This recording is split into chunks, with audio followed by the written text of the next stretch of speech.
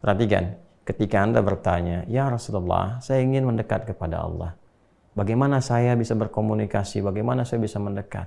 Fa inni qarib, katakan Muhammad SAW, Allah sangat dekat. Begitu sudah merasakan kita jawaban itu dan merasakan di jiwa kita kesiapan untuk mendekat kepada Allah, apa yang langsung Allah jawab kepada kita?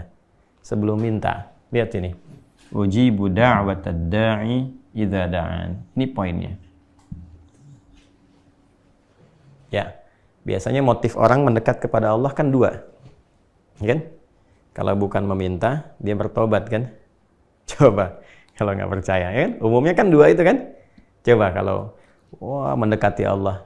Saya kan kalau lagi susah gitu kan? Lagi ada masalah, baru tahajud, ya kan? Baru baca Quran, baru mengadu, ya kan? Ya. Atau kalau orang-orang soleh nggak harus tunggu masalah.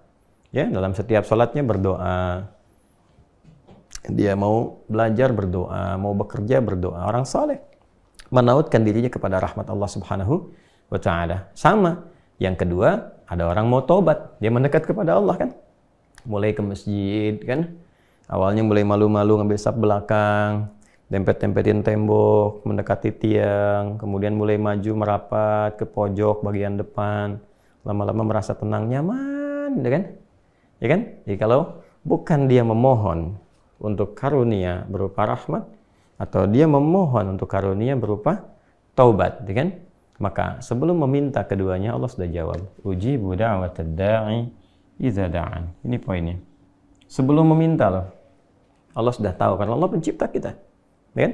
Dan menggunakan fi'il mudhari. Ujib. Ya. Karena ini idza ketemu sa'ala maka langsung dijawab pakai mudhari. Ujib.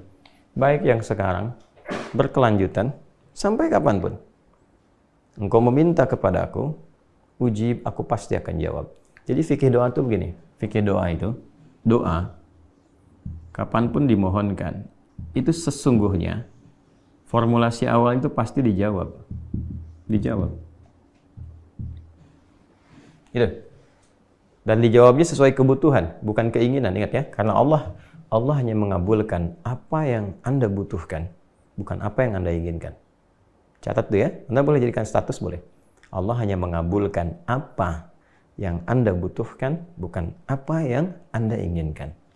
Jadi, ketika apa yang Anda minta akan bermaslahat, sesuai kebutuhan, ada maslahatnya, dan sifatnya adalah, sifat maslahatnya, ini yang dahsyat pemberian dari Allah itu. Dunia akhirat.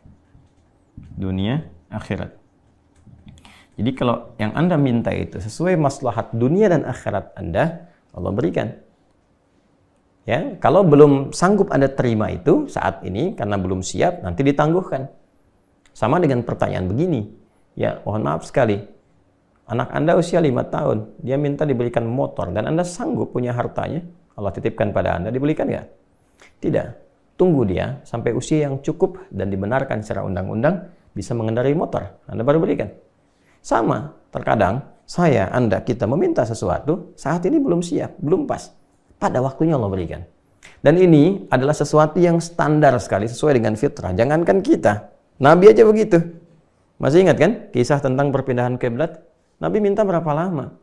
Ya kan? Dan dikabulkannya kapan? Gak seketika minta langsung dikabul, tidak. Ketika dipandang umat Islam sudah siap, sudah mengerti, sudah paham, baru dikabulkan. Ya, teman-teman sekalian, kurang lebih 1 tahun 6 bulan lah baru dikabulkan itu. Ya. Kembali ke sini teman-teman sekalian. Jadi doa itu standarnya dijawab. Kalau nggak baik untuk dia di dunia, diberikan di akhirat. Kan? Nah, kalau ada doa yang tidak dijawab, itu baru masalah. Kenapa orang berdoa nggak dijawab? Padahal itu sesuai kebutuhan dia. Nanti ada banyak hal faktornya. Dan di banyak hadis sudah menyebar. Ya, ada yang terkait dengan konsumsi yang haram. Mat'amu haramun, mashrabu haramun. Kemudian, malbasu haramun, wa ghudhiya bi haramin. Dalam salah satu hadis yang sahih, bagaimana bisa dijawab? Makanannya haram, minumannya haram, pakaiannya haram, dan perangkat hidupnya haram. Ternyata yang haram itu menutup menjadi hijab. Ya bukan nggak dikabulkan, begitu dikabulkan mental.